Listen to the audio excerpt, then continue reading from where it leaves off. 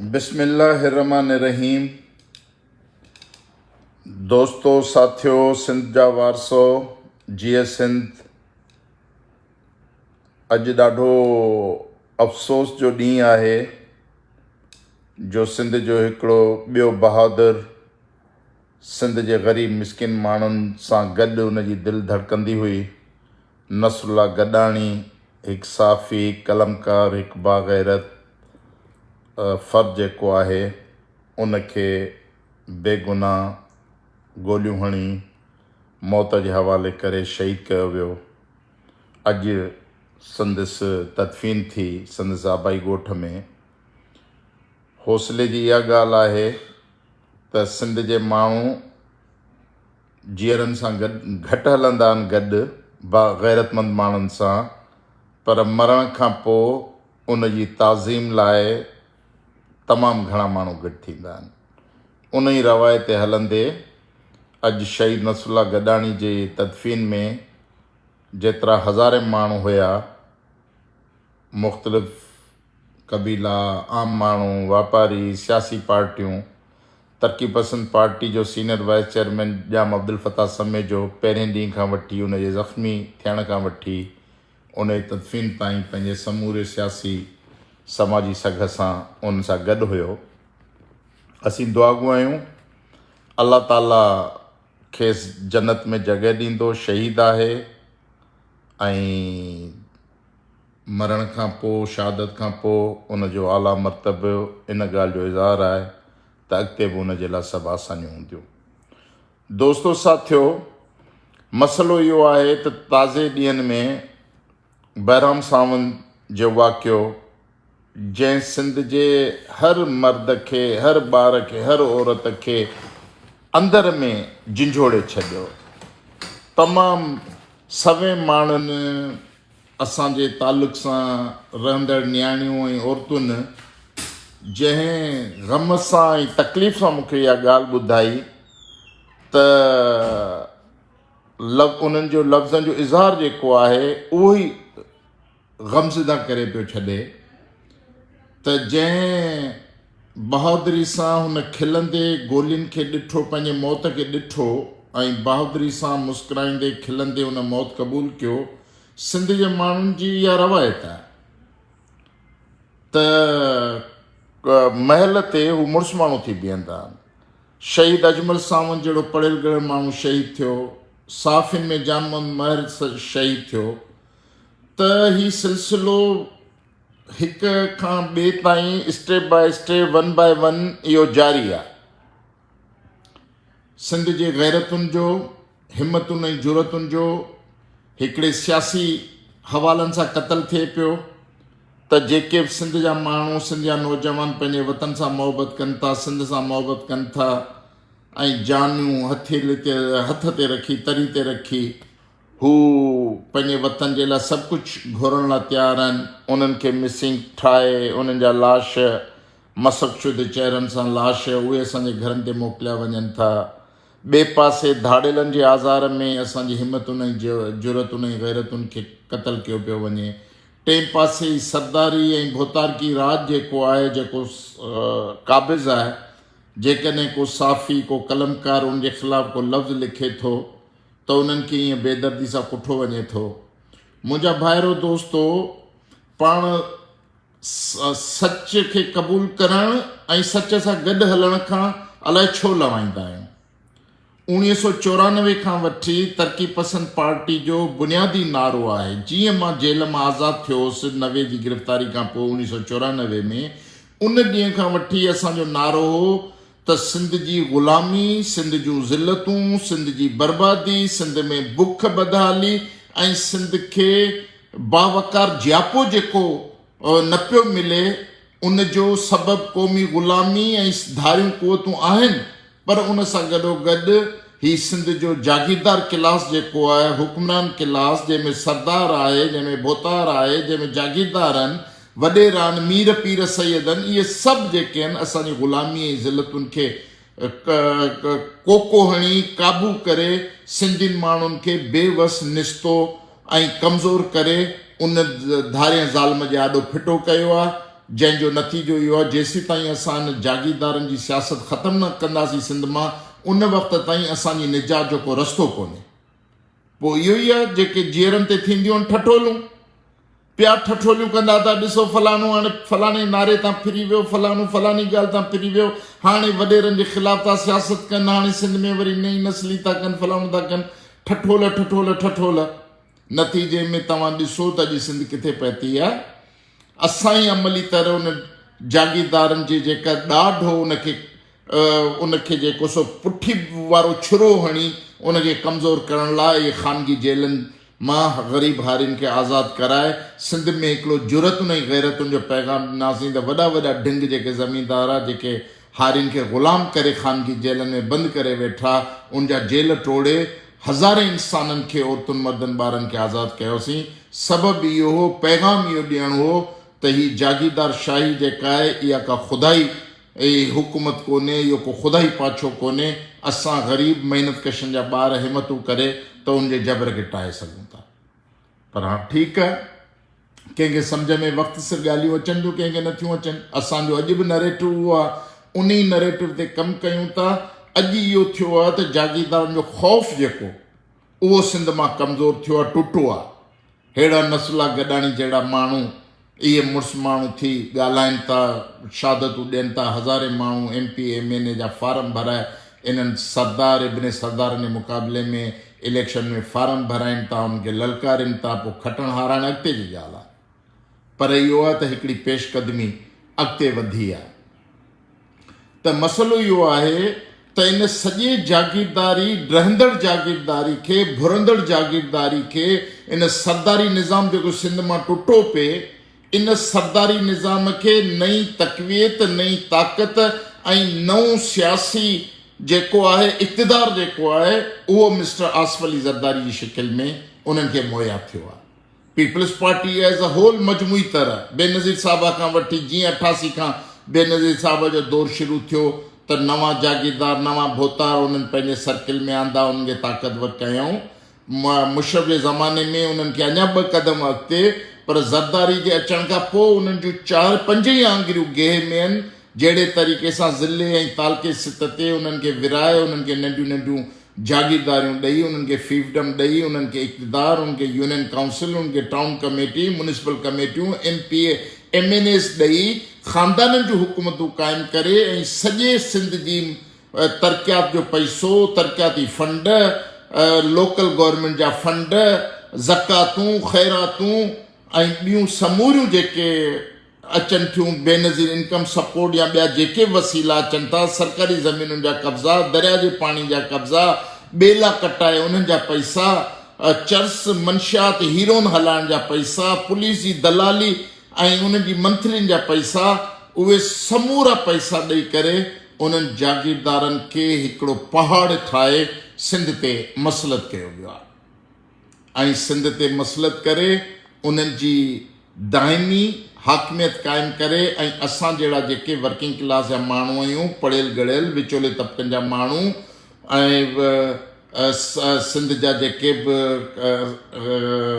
साहिब इल्मु माण्हू आहियूं, उन्हनि सभिनी माण्हुनि खे इन ॻाल्हि लाइ मजबूर कयो वियो आहे त तव्हांखे जीअंदान खपे, तव्हांखे ज़िंदगी में मौक़िया खपनि। जेकॾहिं तव्हांखे अॻिते वधिणो आहे त पोइ तव्हांखे पीपल्स पार्टी जे ज़रदारी जे पेरनि जे हेठां वेही ज़िंदगी गुज़ारणी हूंदी। छो जो ज़रदारी पाण ॿुधाए चुको आहे त मुंहिंजी कामयाबी जो राज़ आहे त मूंखां जेके ॾाढा आहिनि, आऊं उन्हनि जे पेरनि पवंदो आहियां, आऊं उन्हनि जे पेरें पवंदो आहियां, हथ जोड़ींदो आहियां। ऐं इहो इज़ाफ़ी मां तो जुमिलो चवां त जेका सिंध मां लुट फुर थिए थी, उन लुट फुर जो जाइज़ हिसो जेको पंहिंजे आकानि खे पुॼाईंदो आहे। त हाणे असां करोड़े इंसान आहियूं सिंध जा, वर्किंग क्लास जा माण्हू, नौकिरी पेशा माण्हू, वकील, डॉक्टर, इंजीनियर, कारोबारी माण्हू, विचोले तबके जा ज़मींदार, हारी, मज़दूर, करोड़ा इंसान आहियूं। जेकॾहिं 6 करोड़ इंसान सिंधी ॻाल्हाईंदड़ आबादी आहे सिंध में, त इहे 6 लख खां वधीक न आहिनि जेके फोरू ऐं लुटेरा आहिनि। 1% माण्हू आहिनि, 10% शामिल कयो त 60 लख थींदा। असां जेके 5.5 करोड़ इंसान आहियूं, असांजो को आवाज़ आहे या न आहे, असांजी का सोच आहे या न आहे, असांजे अंदर में के गैरतूं ऐं जुरतूं हिमतूं आहिनि या न आहिनि। या असां रुगो ताना तुनका ॾियणु ऐं खिल भोग करणु ऐं ठठोल करणु सीरियस मामलनि ते, या पंहिंजे आरामदह लाइफ खे तर्क करण जे मज़ा वठंदे रुगो ॿ लफ़्ज़ लिखी ऐं पंहिंजो पाण खे गाज़ी ऐं काज़ी साबित करण लाइ आहियूं, या अमली तरीक़ो उन में उपा वठंदासीं।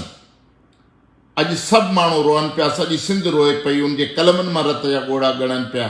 आउं उनजो क़दुरु करियां थो, पर जिन माण्हुनि पाकिस्तान पीपल्स पार्टी आसिफ़ ज़रदारी जी सूरियाई जा दास्तान असांखे 15 सालनि खां इन ई पेजनि ते ॿुधाया आहिनि, उनजी क़ाबिलियत जा, उनजी महारत जा, उनजी फंटागिरी जा जेके क़ाबिलियत जा दास्तान ॿुधाए सिंधी माण्हुनि खे मफ़लूज करे ऐं पीपल्स पार्टी जी हाकमियत खे दाइमी बणाइण लाइ जंहिंजे पंहिंजो कलमी ऐं इल्मी ऐं ज़बान जो पोरियो कयो आहे, उन्हनि माण्हुनि खे इहो हक़ न आहे त हू शहीद नसरुल्लाह गॾाणी जहिड़नि वाक़िअनि ते रुगो ॾुख जा ॿ लफ़्ज़ ॻाल्हाए सघनि।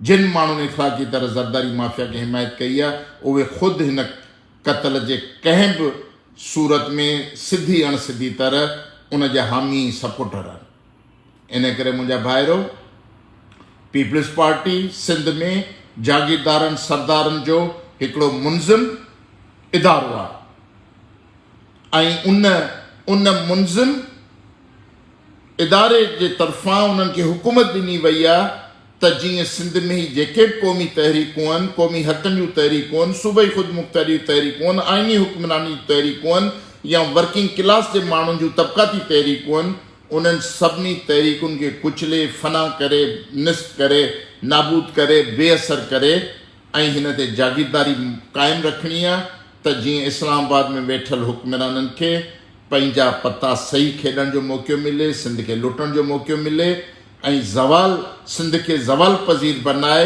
सिंध ते दाइमी पंहिंजी हाकमियत क़ाइमु रखण जो मौक़ो मिले।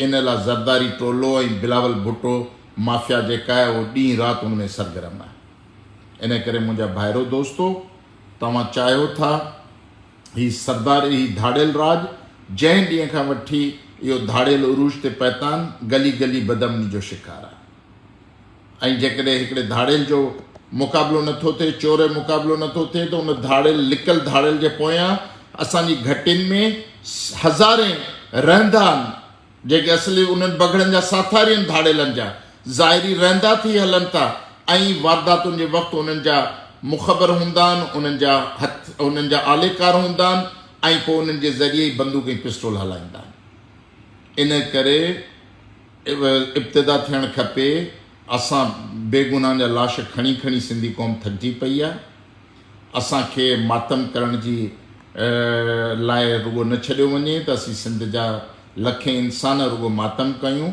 अॼु शहीद नसरुल्लाह जी वालदा जे अखियुनि मां ॻोढ़ा सुकल हुआ, इहो घटि दर्दनाक अमल न आहे त उन जी वालदा ॻोढ़ा न पई ॻाड़े सघे पंहिंजे पुट जे। हुन पंहिंजे जेके ॻोढ़ा ॻाड़िया आहिनि पंहिंजे अंदर में ॻोढ़ा ॻाड़िया आहिनि, ऐं उहे पाणी वारा ॻोढ़ा न आहिनि, उहे रत वारा ॻोढ़ा आहिनि जेके हुन ॻाड़िया आहिनि। अहिड़ियूं बाहिमत औरतूं असांजो सुञाणपनि इहो ई सिंधी समाज आहे। हीअ लुटेरनि, लोटनि, बदमाशनि, धाड़ियलनि, दलालनि ऐं इहे हुक्मरान टोलनि जो सिंधी समाज न आहे। हीअ ज़रदारी ऐं मुराद अली शाह उनजी काबीना, उन्हनि जा लुटेरनि टोलनि जो सिंधी समाज न आहे। सिंधी समाज इन्हनि बावकार इंसाननि जो आहे। त भाइरो दोस्तो साथियो, असां चवणु चाहियूं था त शहीद नसरुल्लाह गॾाणी जे पोयां कंहिंजो बि इस्तेमालु थियो। हाणे तव्हां SP जी प्रेस कॉन्फ्रेंस पढ़ंदव त ही मलक हो, ही फलानो काटलीअ लाइ कहिड़ी ज़ात ॿुधाई पे मुंहिंजे दोस्तनि, का पंजाब जी माई, पोइ उनजो हिकु माइट, पोइ उहे अची उहे क़तल करे, फलाना दास्तान कहिड़ा बि ॿुधाइनि, पर सवाल इहो आहे त गोली हणण वारो केरु बि हुजे, परदे जे पोयां उहा ई जागीरदाराना, उहो ई सरदाराना निज़ाम आहे जंहिंजे लाइ नसरुल्लाह गॾाणी उन्हनि जो आम फिरण घिरण घटियुनि में हराम करे छॾियो, जिन जी रज़नी खे हू ललकारींदो रहंदो, जिन खे हू आउट स्पोकन खुलियाम ॻाल्हाईंदो रहंदो। कुल्हो कंहिंजो बि हुजे, बंदूक लिकल उन्हनि जी आहे। वारस जिन जे लाइ चवनि था उन ते FIR दाख़िल कयो। ऐं मां चवणु चाहियां थो त घटि में घटि सेशन जज घोटकी सेशन जज, मूंखे ख़बर न आहे केरु आहे, पर सेशन जज जो रुतबो जेको अहिड़ो आहे, सेशन जज ऐं वकीलनि जी बार जो सदर ऐं उन खां पोइ हिकु ॿ क्रिमिनल एक्सपर्ट पुलिस जा ऑफिसर जेके रेपुटेड हुजनि, जिन ते उन्हनि जे वारसनि जो ऐं समाज जो वेसावे, उन्हनि ते मुश्तमिल कमेटी ठाहियो, इन जी तहक़ीक़ात करियो त हिन जे क़तल जे पोयां केरु आहे। कंहिं हिकिड़े त गोली हईं हिकिड़नि, ॿियनि जिन इशारो ॾिनो, जेसीं ताईं उहे ज़ाहिर न थींदा तेसीं ताईं सिंधी अवाम सुख सां न विहंदो, सिंध जे दर्द ऐं अहसासनि जो अज़ालो कोन थींदो। ऐं इन करे मुंहिंजा भाइरो दोस्तो, पाण ईंदड़ वक़्त में ही समूरा बहादुर पुट सिंध खां खसण वारी जेका मुहिम आहे, इन खे रोकण लाइ अचो त पाण जागीरदार समाज खे डाहियूं। रस्तो निजात जो इहो आहे त जेसीं ताईं आसिफ़ ज़रदारी ऐं उनजो इक़दारी टोलो ही जागीरदार सरदार इक़दार मां ॿाहिरि न वेंदा, उन वक़्त ताईं सिंध तां इहा एमरजेंसी, इहा सिंध तां क़तल गारतगरी, इहा सिंध मां जेका बर्बादी ख़तमु कान थींदी। इन करे रस्तो इहो आहे त संजीदगी सां जागीरदार सियासत जे ख़िलाफ़ अकेले न, इनफ़रादी न, पर मुंज़िम शिकिल में हिकिड़ी क़ौम थी मुतहरिक थियो, पोइ धाड़ेलब ख़तमु थींदा सिंध मां, सिंध में अमन अमान बि ईंदो, तरक़ी बि थींदी, तालीम बि ईंदी, ही धारी लुट फुर रहज़नी उहा बि ख़तमु थींदी, अफ़गानी काबली कंधारी बि वापसि वेंदा, सिंध हिकिड़ो बावकार वतन जे तौर ते पंहिंजो निसरण ऐं उभरण शुरू कंदो। उन जी शुरूआत हितां थियणी आहे। जेको रस्तो तव्हां भुलिजी विया आहियो, सम्झो था, उन ते इख़्तियार नथा कयो, असां इन सॼे कम में लॻल आहियूं, जदोजहद करियूं पिया, अॻुवाणी करियूं पिया, ऐं असां तव्हां सां गॾु हलण लाइ तयारु हूंदासीं। तव्हां अॻिते थियो, जेकॾहिं तव्हांजो भरोसो न आहे, तव्हां अॻिते थियो, असीं तव्हांजे पोयां वेंदासीं। पर सिधो रस्तो इहो आहे, क़ौमी ग़ुलामी ऐं ज़िलतुनि जो ख़ात्मो इहो हितां थींदो, ऐं क़ौम जी निजात ऐं बावकार ज़िंदगी जो सिलसिलो हितां थींदो, क़ौम जी ख़ुशहाली हितां ईंदी। बाक़ी पीरनि वॾेरनि ऐं सरदारनि ऐं जागीरदारनि जे दरनि ते क़ुर खणी न्याणियूं वठी त साईं हलो असांजो ठाह करायो, साईं हलो असांजो ठाह करायो, इन ई रवैये जेको आहे इन्हनि जागीरदारनि खे बदमस्त करे छॾियो आहे। सम्झनि था ही कामरेड वीचारा पिया असांजे दर ते धिका झलींदा पिया, क़ुर ढोईंदा, मिड़ी ठीकु आहे, मश्किरी अख़बारुनि में अचे थी ॻाल्हि, मिड़ी ख़ैरु आहे, इन्हनि खे भाड़ियो बनाइणो आहे। अड़े सिंध 6 करोड़ बाग़ैरत इंसाननि जो वतन आहे। ही भले असांजे जागीरदार वॾेरा ठठो लकनि पंहिंजे इक़दारी मस्ती ते, बदमस्ती, पर जॾहिं 6 करोड़ इंसान जाॻंदा त हिननि खे पंहिंजे घरनि में पनाह न मिलंदी। सो इनशाअल्लाह मुंहिंजा भाइरो दोस्तो, शहीद नसरुल्लाह गॾाणी जो खून रायगा न वञणु खपे। मां Jam Abdul Fatah Samejo, senior vice chairman Taraqqi Pasand party, ऐं हिन सॼे दोस्तनि खे साराहियां थो जेके पहिरें ॾींहं खां हिन अमल में गॾु हुआ, ऐं कशमोर, जैकाबाद, शिकारपुर, इन्हनि सॼे ज़िलनि में हुननि मीरपुर माथेलो में ही सरगर्मियूं कयूं, धाड़ेलनि जे ख़िलाफ़ु, सरदारी राज जे ख़िलाफ़ु जेको कॉन्फ्रेंसूं कयूं, रैलियूं कढियूं, उनखे शाबाश हुजे।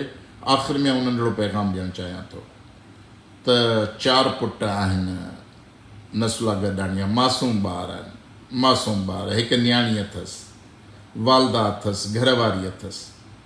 त मुंहिंजा भाइरो, सरकार खे हिकिड़े पासे फिटो कयो।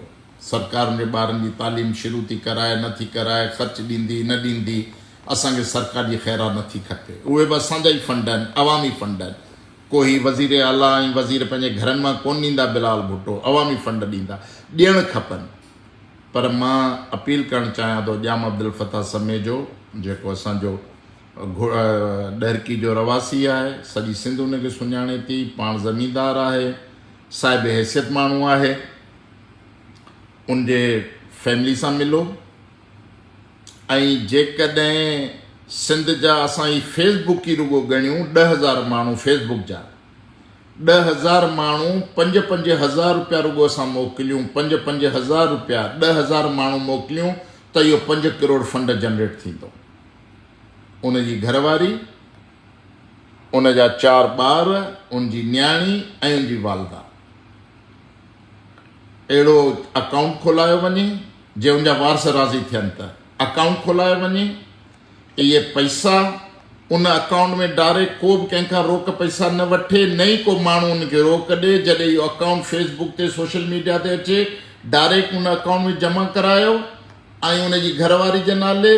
पोइ उनजी घरवारी वटि जॾहिं इहे 5 करोड़ 8 करोड़ गॾु थी वञनि त पोइ पैसा उन्हनि जे ॿारनि जे 20 या 21 साल जी उमिरि ताईं फिक्स डिपॉज़िट कराई वञनि, विराए तक़सीम करे, त जीअं उनजे नियाणी जी उन्हनि जी ॿारनि जी तालीम थिए ऐं हू पंहिंजी ज़िंदगीअ सफ़र खे अॻिते जारी रखी सघनि।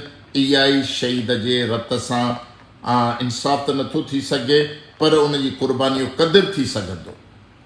इंसाफ़ तॾहिं थींदो जॾहिं कातिल गिरफ़्तार थींदा, टंगबा उनजो इक़्तिदार ख़तमु थींदो सिंध तां, पर उन्हनि जे रत जो क़दुरु थींदो त सिंध जे माण्हुनि जेतिरो उनजी रत जी ताज़ीम कई, आख़िरी वक़्तु उनजे क़ब्र ताईं गॾु हुआ, ओतिरो हुनजी ॿारनि जी पालना लाइ त इहो जज़्बो, इहो हिमत जेका आहे उहा ईंदड़ वक़्त में ईंदड़ हज़ारे लखे नौजवान में मुंतक़िल थींदी ऐं सिंध जो हिकिड़ो मुकमल दफ़ाई मोर्चो उहो तरतीब थी सघे थो।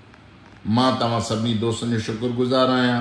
उमेद हिन ते वीचारींदो ऐं तरक़ी पसंद पार्टी घोटकी ज़िले जी क़यादत ऐं ॼाम अब्दुल फताह समेत जो सीनियर वाइस चेयरमैन साहिब खे गुज़ारिश कयां थो त इन सिलसिले में जीअं ई टीजे जो तॾो ख़तमु थींदो त उनजे वालिदैन सां मिली इन क़िस्म जी सरगर्मी शुरू कराई वञे, त जीअं असां अहिड़े बहादुर बाग़ैरत इंसाननि ऐं ग़रीब मिसकीन बेसारा इंसाननि जे नसुलनि खे बर्बादु थियण खां बचाए सघूं ऐं उन्हनि खे जन्नत जी कंहिं खिड़की मां ॻाट ऊचो करे सिंध खे ॾिसंदे पसंदे असां उनजी ज़िंदगी जे सिलसिलनि खे जारी रखी सघूं। मां तव्हां सभिनी जो शुक्रगुज़ार। सिंध ज़िंदाबाद, इनकलाब ज़िंदाबाद, क़ौमी जदोजहद ज़िंदाबाद। महिरबानी।